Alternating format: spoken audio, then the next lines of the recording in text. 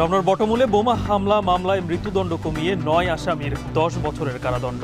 মাওলানা তাজউদ্দিনের যাবজ্জীবন সাজা।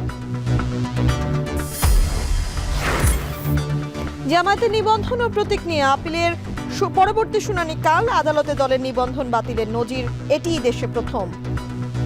জামায়াত ইসলামীর মতো একটি গণতান্ত্রিক রাজনৈতিক দলের নিবন্ধন বাতিল করে দিয়ে মূলত বাংলাদেশের রাজনীতিতে একটি অনিশ্চয়তা তৈরি করা হয়েছিল।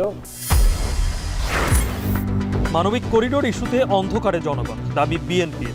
দেশ এগিয়ে নিতে অনির্বাচিত নয়, দরকার নির্বাচিত সরকার। 14 দল সহ জাতীয় পার্টি নিষিদ্ধের দাবি জুলাই ঐক্যের। গণ অভ্যুত্থানে শহীদ পরিবার ও আহতদের পুনর্বাসন চায় জুলাই ওয়ারিয়র্স। এবং ব্যাপক সংস্কার করতে গেলে নির্বাচন ব্যাহত হওয়ার শঙ্কা সিপিবির। আগামীর বাংলাদেশ বিনির্মাণে কাজ করছে জাতীয় ঐকমত্য কমিশন।